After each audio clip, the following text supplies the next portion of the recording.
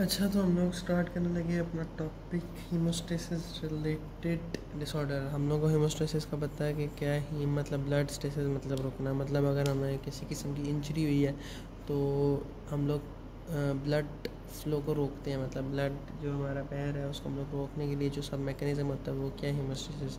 और उसके रिलेटेड हम लोगों ने डिसऑर्डर्स पढ़ने हैं क्योंकि हम लोग पैथोलॉजी पढ़ रहे हैं। ठीक है, सबसे पहले हम लोग नॉर्मल फिजियोलॉजी पढ़ेंगे कि क्या होता है क्या, उसके बाद हम लोग उसकी पैथोलॉजीज पढ़ेंगे। ठीक है, अच्छा तो इंट्रोडक्शन हीमोस्टेसिस।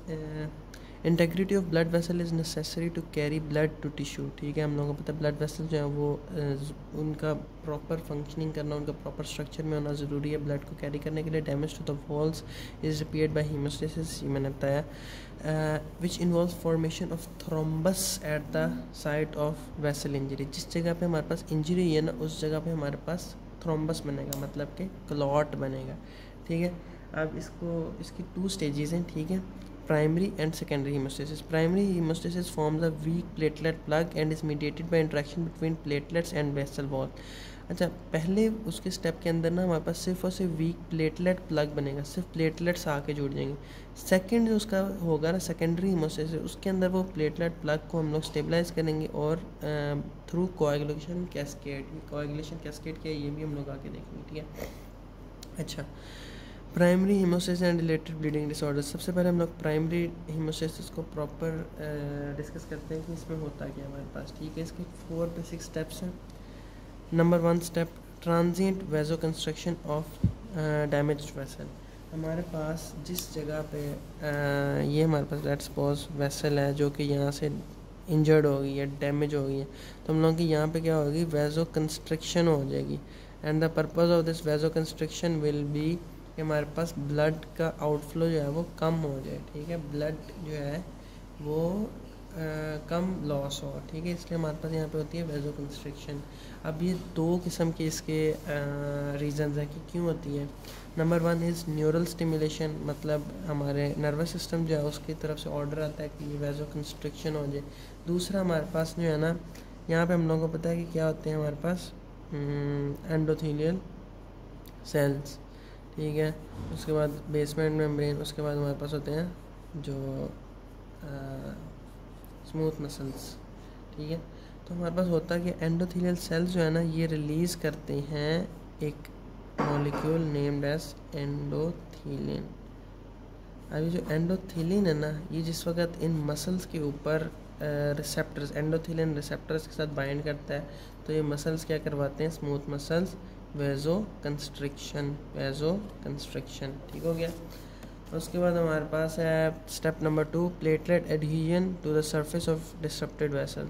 इसमें हमारे पास क्या है कि जहाँ पे जो प्लेटलेट्स है ना, जिनका प्लेटलेट प्लग बनना है, वो इस जगह पे जहाँ पे ये डैमेज हुई है यहाँ पे आके जुड़ जाएंगी। ठीक है, अच्छा ये जुड़ती किसके थ्रू में, हमारे पास वॉन विलिब्रेंड फैक्टर के थ्रू। वॉन विलिब्रेंड फैक्टर हमारे पास, मैंने बताया कि ये एंडोथेलियल लेयर एक होती है। ठीक है, उसके बाद हमारे पास क्या होती है, कोलेजन, उसका सब एंडोथेलियल कोलेजन, उसके बाद स्मूथ मसल्स की लेयर। ठीक है, तो हमारे पास इस वक्त एंडोथेलियल डैमेज हो गया, तो समझो इस तरह हो गया ये। ठीक है, नीचे हमारे पास क्या है, बेसमेंट मेम्ब्रेन। तो हमारे पास इस बेसमेंट कोलेजन के साथ जो है ना, ये जो बेसमेंट कोलेजन है, सब एंडोथेलियल कोलेजन, उसके साथ बाइंड कर जाता है क्या, वॉन विलिब्रेंड फैक्टर। और ये वॉन विलिब्रेंड फैक्टर के साथ कौन बाइंड कर जाते हैं, प्लेटलेट्स। समझ आ गई कि ये बाइंड किया वॉन विलिब्रेंड फैक्टर, वॉन विलिब्रेंड आगे किसके साथ बाइंड किया, प्लेटलेट्स के साथ, और यहाँ पे क्या बन जाएगा, प्लेटलेट प्लग। ये प्लेटलेट्स आपस में भी बाइंड करेंगे। अच्छा जी, तो ये वॉन विलिब्रेंड फैक्टर जो है ये रिलीज़ कहाँ से होता है, हमारे पास 2 लोकेशन है जहाँ से वॉन विलिब्रेंड फैक्टर हमारे पास रिलीज़ हो सकता है। एक तो इस प्लेटलेट के अंदर से और एक इन एंडोथेलियल सेल्स के अंदर से। इन एंडोथेलियल सेल्स के अंदर हमारे पास होते हैं वेबियल पैलेट बॉडीज़। ठीक है, वेबियल पैलेट बॉडीज़ ये हमारे पास जो है ना 2 चीज़ें रिलीज़ करती होती हैं। एक हमारे पास वॉन विलिब्रेंड फैक्टर और एक हमारे पास पी सेलेक्टिन। ये हम लोगों ने पिछले चैप्टर में डिस्कस किया हुआ है। ठीक है, वॉन विलिब्रेंड फैक्टर इधर हमारा मेन है। और उसके बाद हमारे पास जो प्लेटलेट है, ये लेट्स सपोज प्लेटलेट, इसके अंदर 2 किस्म के ग्रैन्यूल्स होते हैं। एक हमारे पास होते हैं अल्फ़ा ग्रैन्यूल्स, एक होते हैं हमारे पास डेंस ग्रैन्यूल्स। अब जो अल्फ़ा ग्रैन्यूल है ना, इसके अंदर से हमारे पास रिलीज़ होता है क्या, वॉन विलिब्रेंड फैक्टर। ये और क्या रिलीज़ करता है ये बाकी हम लोग आगे डिस्कस करते हैं, मैं सब बताता हूँ कि चलो यहीं पे बता देते हैं। अल्फ़ा जो है ये हमारे पास रिलीज़ करता है वॉन विलिब्रेंट फैक्टर, और साथ साथ हमारे पास रिलीज़ करता है ये platelet derived growth factor. Platelet derived growth factor, जो ग्रोथ फैक्टर प्लेटलेट से आ रहा है वो कौन रिलीज़ कर रहा है? Alpha granule. उसके बाद हमारे पास जो डेंस ग्रेन्यूल है ये 3 चीज़ें रिलीज़ करता है हमारे पास। 3 चीज़ें कौन सी हैं? एक हो गया हमारे पास कैल्शियम, एक होता है थ्रोम्बोक्सिन A2 THA2, एक हमारे पास होता है ADP। ठीक है, ये आगे हम लोग देखते हैं इनका क्या काम है। अच्छा जी, von Willebrand is drive from Weibel plate. हाँ अच्छा जो वॉन विलिब्रेंट फैक्टर है ये प्लेटलेट्स के साथ बाइंड किस तरह हुआ है? Using the glycoprotein 1B receptor. ठीक है, किस तरह? ये लेट्स सपोज मेरे पास क्या है, प्लेटलेट। अब इस प्लेटलेट के ऊपर हमारे पास रिसेप्टर मौजूद है जिसको हम लोग क्या कहते हैं? Glycoprotein 1B receptor. ठीक है, इसके साथ कौन बाइंड करता है यहाँ पे? Von Willebrand factor. ठीक है, किसके थ्रू? GP1B।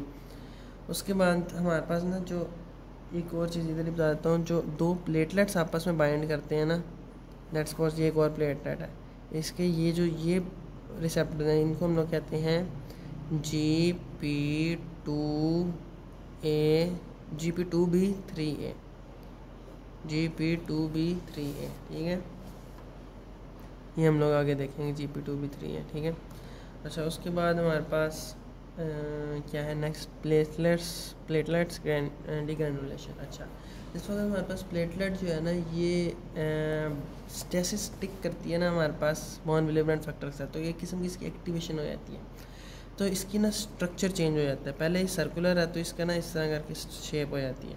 उसके बाद ये कुछ चीज़ें रिलीज़ कर देती है। कौन सी चीज़ें रिलीज़ कर देती है? ये जो डेंस ग्रेन्यूल के अंदर चीज़ें थी, मतलब कि थ्रोम्बोक्सिन A2 और ADP। इसके अंदर हम लोगों के पास एक पॉइंट है कि जो ADP है ना, थ्रोम्बोक्सिन A2, इसकी सिंथेसिस कौन करवाता है? COX enzyme.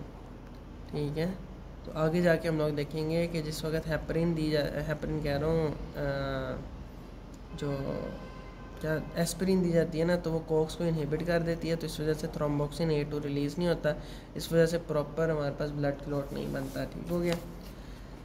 हाँ, तो platelet डिग्रेनुलेशन adhesion induces shape change, जो मैंने बताया शेप इस तरह हो जाती है, और इसको हम लोग कहते हैं filopodias in platelets and degranulation with release of multiple mediators कौन से हैं? ADP and thromboxane A2।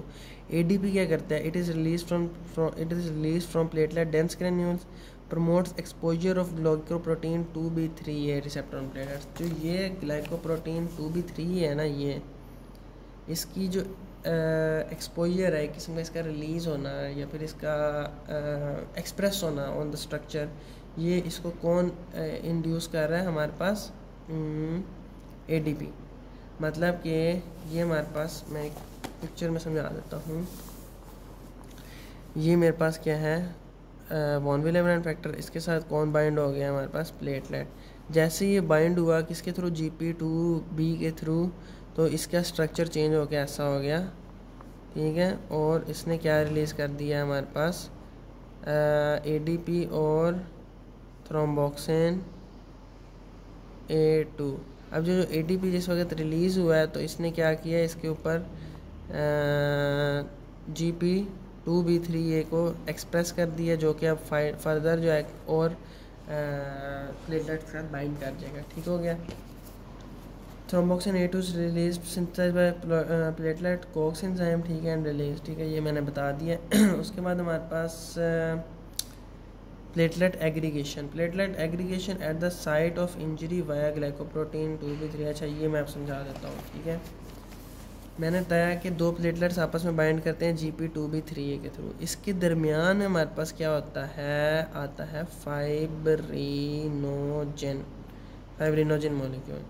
और जिस वक्त हमारे पास सेकेंडरी हेमोस्टेसिस होती है तो पता क्या होता है? ये फाइब्रिनोजन जो है ये कन्वर्ट हो जाता है फाइब्रिन के अंदर, और वो एक किस्म के डेंस स्ट्रक्चर ऐसे करके ना इंटरकनेक्टिंग लिंक्स बना देते हैं।